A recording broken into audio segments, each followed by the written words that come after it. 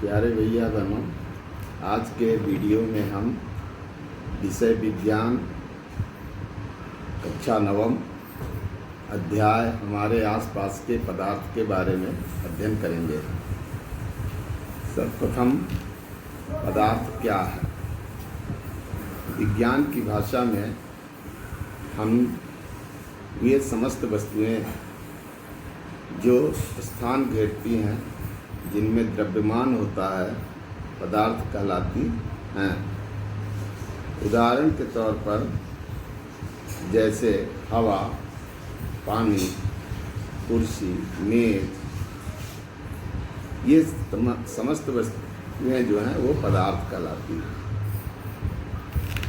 तो परिभाषा लिखने के लिए हम लिखेंगे हमारे आस पास की चीज़ें जिनमें द्रव्यमान होता है तथा जो स्थान घेरती हैं, पदार्थ कहलाते हैं। जैसे जल, वायु, टेबल, कुर्सी आदि।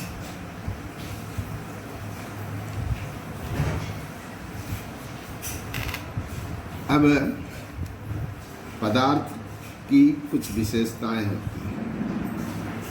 कोई भी पदार्थ छोटे छोटे कणों से मिलकर बना होता है। कोई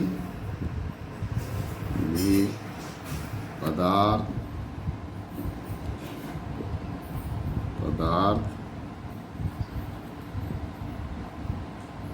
छोटे छोटे कणों से मिलकर बना होता है।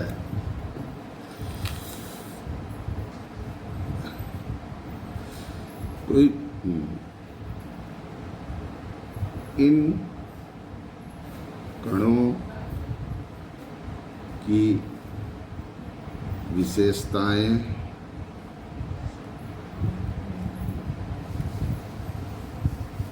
निम्नवत होती हैं। नंबर 1, ये कण सदैव गतिशील होते हैं।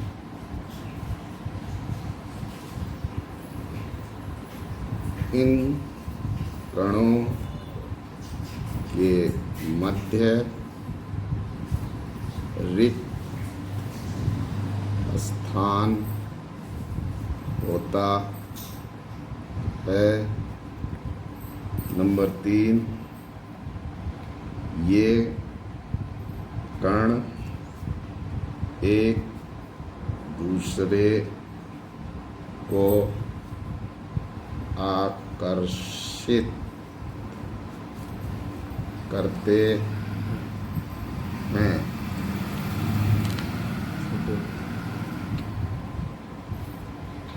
तो इस प्रकार से हम देखते हैं कि कोई भी पदार्थ जो है वह कणों से मिलकर बना होता है और प्रत्येक पदार्थ के कणों में यह 3 विशेषताएं होती हैं।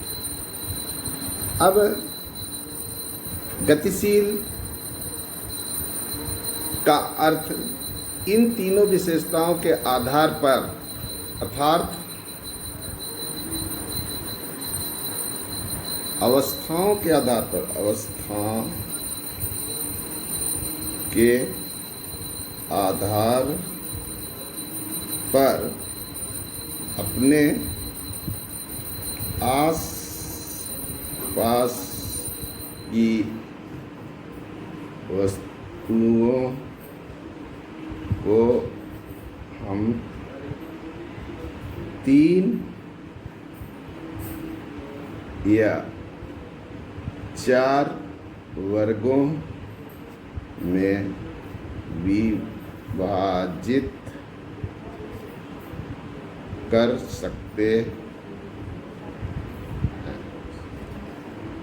नंबर 1 ठोस, नंबर 2 द्रव, नंबर 3 गैस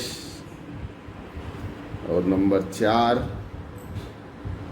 प्लाज्मा। परंतु अभी हमें सिर्फ 3 अवस्थाओं का ही अध्ययन करना है इस पाठ में, ठोस, द्रव और गैस। अब इन तीनों ठोस के उदाहरण हो गए, जैसे पत्थर, टेबल, रबड़। द्रव के उदाहरण हो गए पानी, तेल। गैस के उदाहरण हो जाएंगे ऑक्सीजन,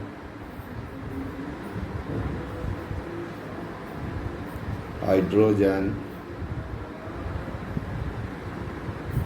वायु आदि। अब हम एक छोटा सा उदाहरण लेकर इन तीनों को समझने का प्रयास करेंगे। ये मान ले कि कोई ठोस वस्तु है, इनके अणु जो होंगे एक दूसरे से इस प्रकार से सटे होंगे।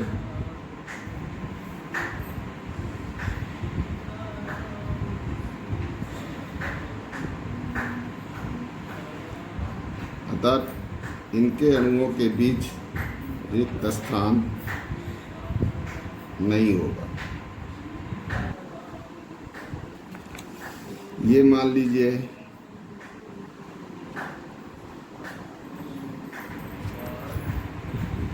द्रव है, इनके अणु ठोस की अपेक्षा दूर दूर होंगे।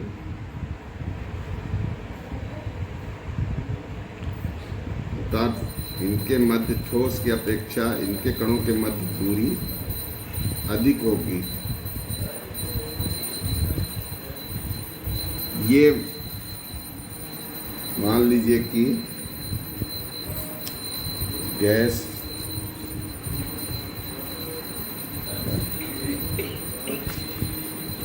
के अणुओं के बीच दूरी द्रव की अपेक्षा और अधिक दूर होगी।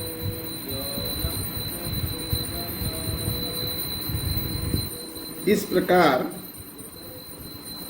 हम समझ सकते हैं कि ठोस के अणुओं के मध्य रिक्त स्थान सबसे कम, द्रव में ठोस की अपेक्षा अधिक और गैसों में सर्वाधिक होता है।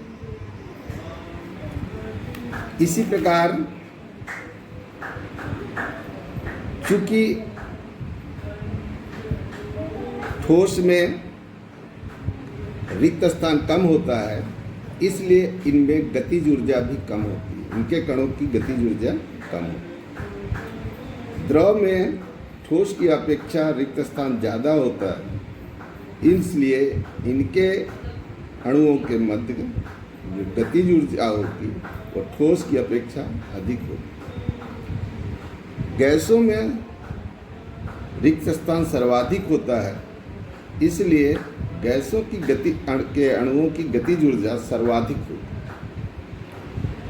उसी प्रकार ठोस के अणुओं के मध्य दूरी कम होने के कारण इनका आकर्षण बल सर्वाधिक होगा। द्रव के अणुओं में ठोस की अपेक्षा आकर्षण बल कम होगा और गैस के अणुओं के मध्य आकर्षण बल सबसे कम है। इस प्रकार से हम पदार्थ की अवस्था के कणों का जो गुण होता है उसके आधार पर हम पदार्थ को ठोस, द्रव और गैस 3 वर्गों में बांट सकते हैं। अब आइए हम लोग ठोस, द्रव और गैस के गुणों के बारे में अध्ययन करें। आज हम लोगों ने 3-4 चीज़ें पढ़ी। पदार्थ क्या है, पदार्थ के गुणधर्म, पदार्थ की अवस्थाओं में कैसे परिवर्तन किया जा सकता है और अलग अलग पदार्थों के क्या क्या विशेषताएं होती हैं उदाहरण के साथ। अब आज हम इतना ही पढ़ेंगे। आप लोगों से आशा है कि जो आज बताया गया है उसे आप किसी कॉपी में ज़रूर नोट कर लेंगे और उसे एक बार पुनः अच्छे से स्वाध्याय कर याद करने की कोशिश करेंगे। शेष हम अगले वीडियो में फिर से पढ़ेंगे। आज के लिए इतना ही। धन्यवाद।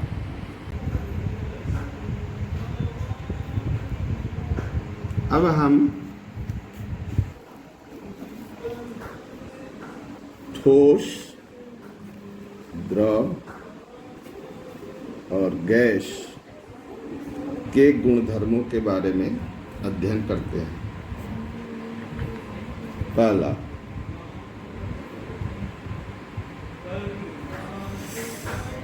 निश्चित आकार। निश्चित आकार ठोस के अणुओं के मध्य आकर्षण बल अधिक होने के कारण इनका आकार निश्चित होता है, जबकि द्रव का आकार निश्चित नहीं होता। आकार निश्चित नहीं होता।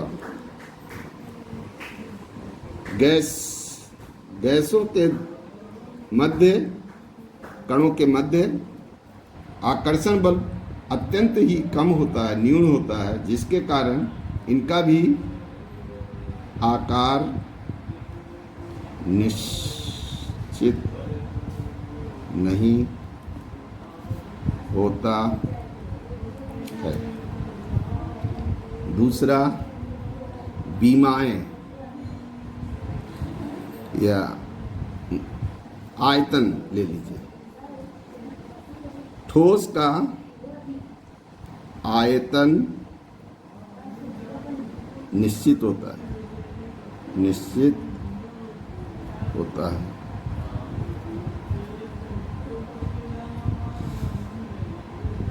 द्रव का आयतन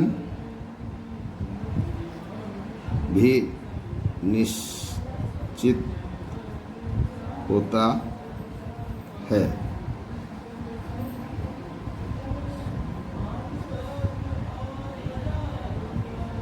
और गैस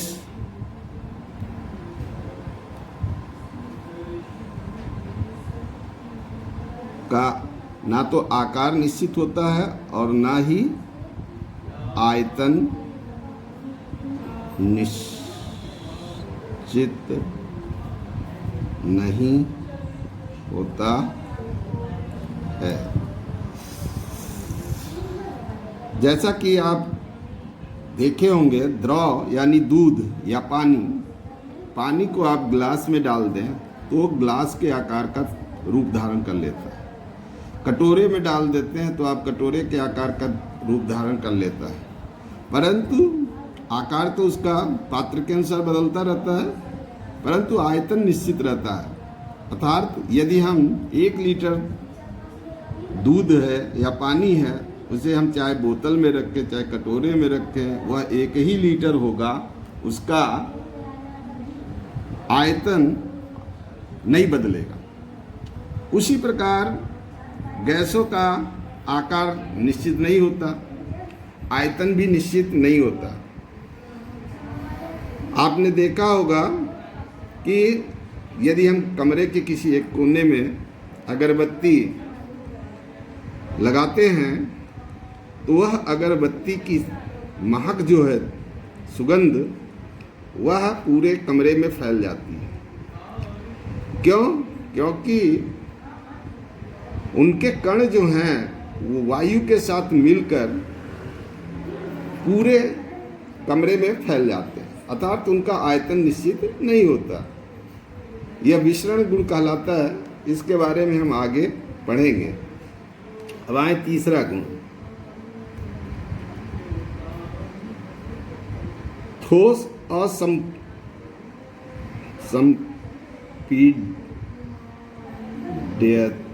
का गुण पाया था। असंपीड्यता अर्थात ठोस के कण जो हैं वो पास पास होने के कारण, उनके पीछे रिक्त स्थान न होने के कारण उन्हें दबाया नहीं जा सकता है, अर्थात वो असंपीड्य होते हैं। द्रवों में संपीड्यता का गुण पाया जाता है।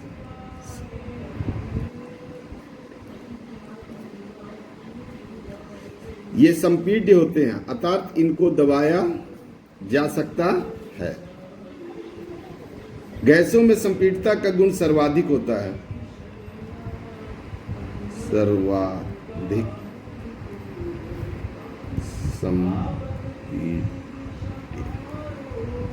सर्वाधिक संपीड्य होते हैं, अर्थात ठोस में संपीड्यता का गुण बिल्कुल नहीं होता। द्रवों में संपीड्यता का गुण ठोस की अपेक्षा अधिक होता है। गैसों में सर्वाधिक संपीड्यता होती है, अर्थात इनको सबसे अधिक दबाया जा सकता है। चौथा है आकर्षण बल। ठोस आकर्षण बल, कणों के बीच आकर्षण बल, कणों के मध्य आकर्षण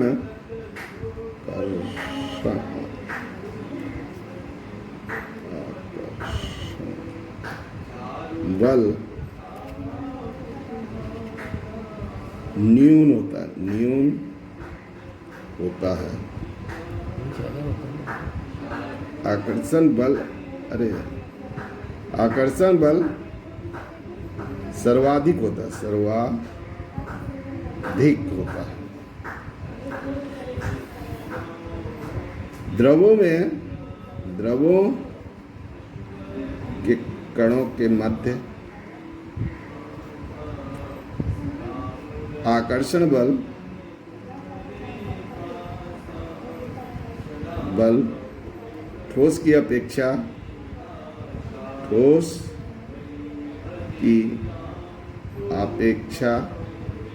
कम होगा।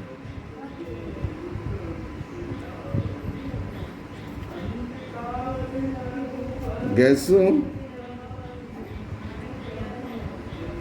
के अणुओं के मध्य आकर्षण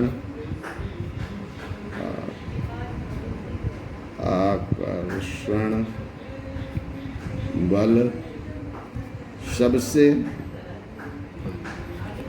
कम होता है, जिसके कारण ये दूर दूर तक फैल जाते हैं।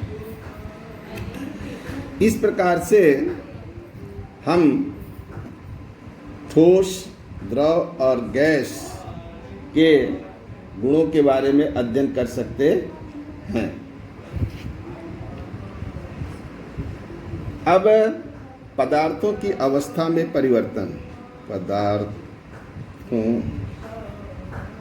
की अवस्थाओं में परिवर्तन।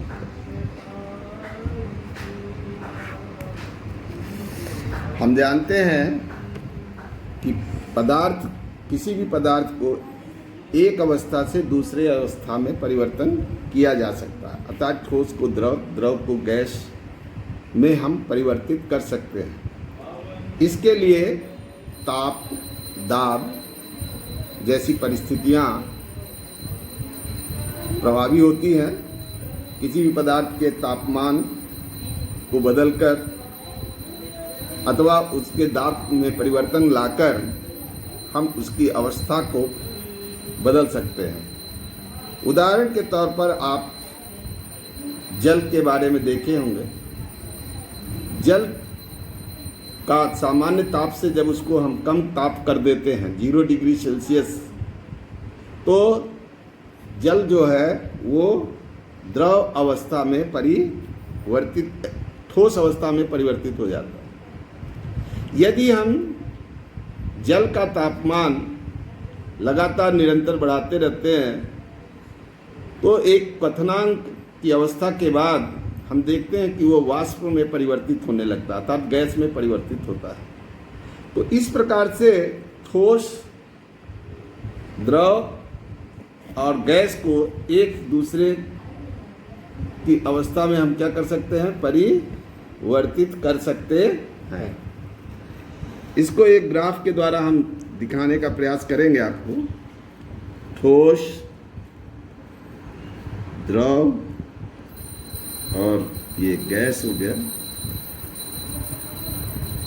अब ठोस को जब हम ठंडा करते हैं उसको संगलन कहते हैं, विज्ञान की भाषा में संगलन। जब संगलित किया जाता है तो द्रव बनता है। द्रव का जब वाष्पीकरण करते हैं,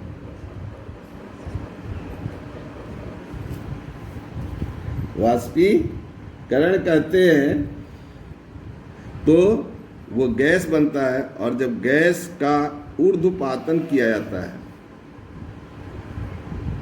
ऊर्ध्वपातन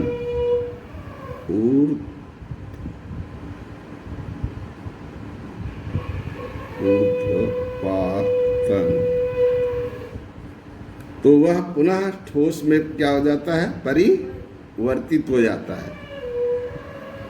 इसको जमना भी कह सकते हैं हम लोग, जमना ठोस।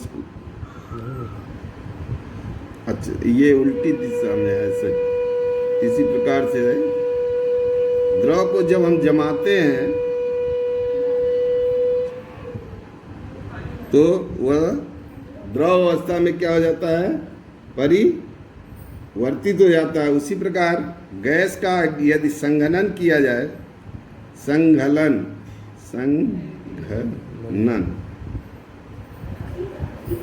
तो वह गैस द्रव अवस्था में परिवर्तित हो जाएगा।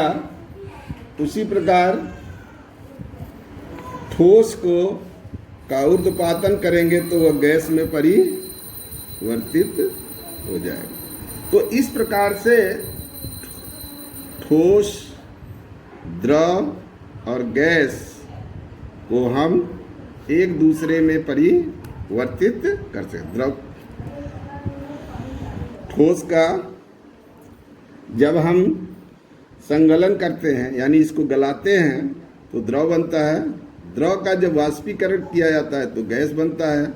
गैस का जब उत्पादन किया जाता है तो वह ठोस में परिवर्तित हो जाता है। उसी प्रकार जब गैस का संघनन किया जाता है तो वह द्रव में परिवर्तित हो जाता है। और जब द्रव को जमाया जाता है तो वह ठोस में परिवर्तित हो जाता है। इसका सबसे सरल उदाहरण पानी है। सबसे सरल उदाहरण जल या पानी है, जिसे हम व्यवहारिक रूप से वृद्धि देखते रहते हैं। तो किसी भी पदार्थ की अवस्थाओं में परिवर्तन किया जा सकता है। परिवर्तन के लिए दो बातें जरूरी हैं, जिम्मेदार हैं, ताप और दूसरा दाब। चूंकि ताप और दाब के बदलने पर कणों की गतिज ऊर्जा में क्या होता है, परिवर्तन आ जाता है। अभी हम पढ़े हैं कि गतिज कण सदैव क्या होते हैं, गतिशील होते हैं। तो ताप बढ़ाने पर उनकी गतिज ऊर्जा बढ़ जाती है। अब गतिज ऊर्जा बढ़ जाने के कारण गतिशील उनमें कणों के बीच अंतर जो है बदल जाता है, जिसके कारण ठोस, द्रव और गैस एक दूसरे में परिवर्तित हो जाते हैं। उसी प्रकार दाब बढ़ाने पर भी अणुओं के बीच जो रिक्त स्थान होता है वह कम हो जाता है। रिक्त स्थान कम होने के कारण भी अवस्थाओं में परिवर्तन आ जाता है, जैसा कि हम लोग पहले ही देखे हैं, अध्ययन किए हैं कि अलग अलग अवस्थाओं में कणों के बीच की दूरी अलग अलग होती है। इस प्रकार ताप और दाब ये दो कारक हैं जिनके में परिवर्तन लाकर हम पदार्थ की अवस्थाओं को एक दूसरे में परिवर्तित कर सकते हैं।